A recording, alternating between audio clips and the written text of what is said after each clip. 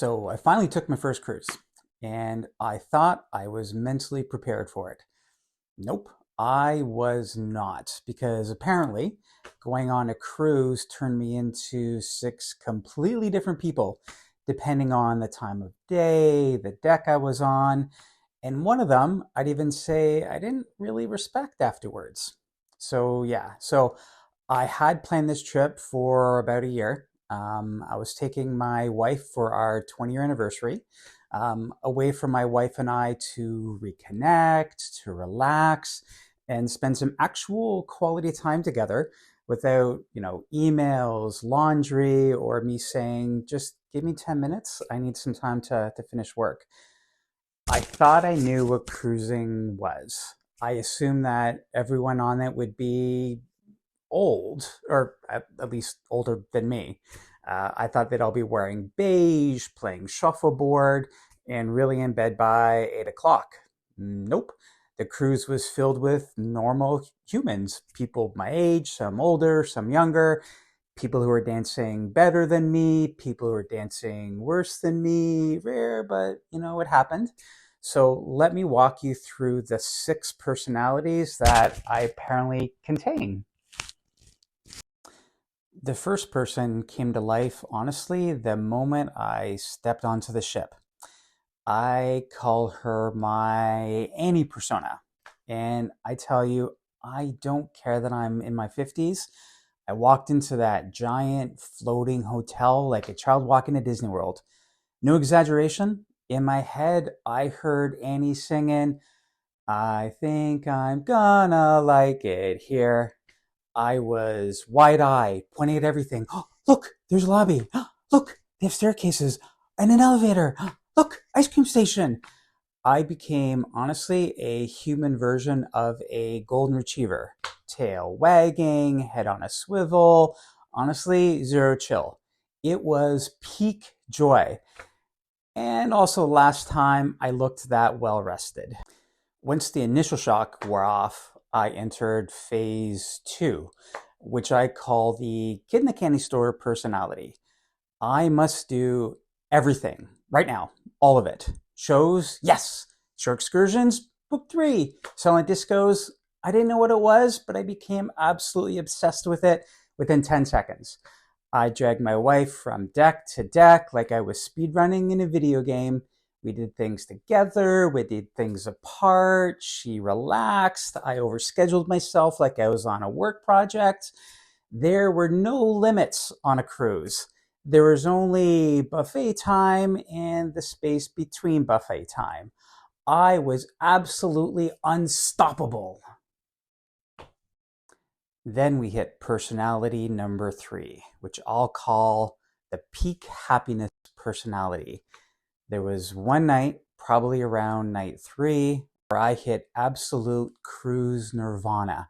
Full belly, perfect temperature, two drinks in my hand, and we're heading to the show.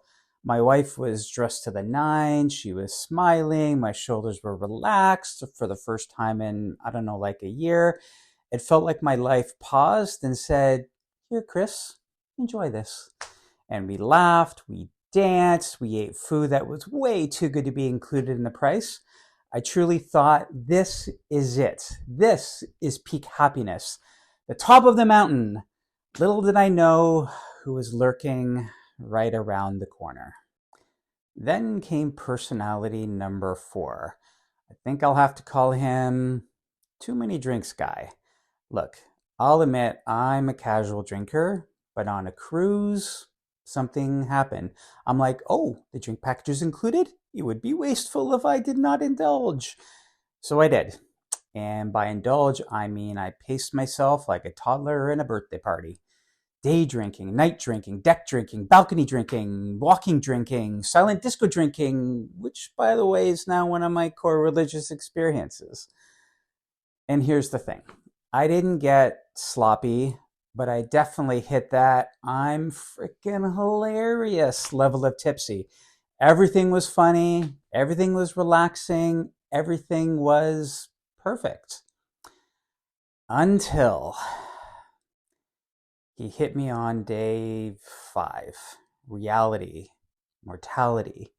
He's what I'll call the despair personality, the sinking realization that this magical bubble was temporary.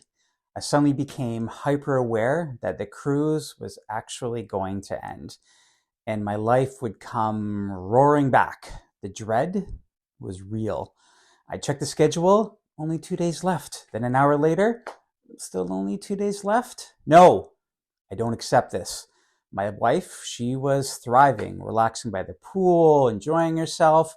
I was pacing more than when my first daughter was born. I did not want it to end.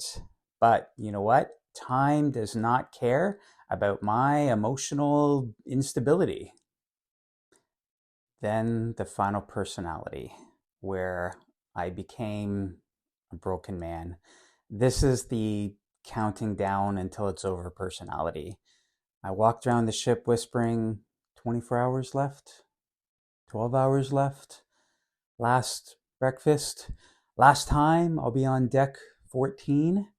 This is the last time I'll have this exact egg. My wife, she thought I was losing it. And honestly, I think I was.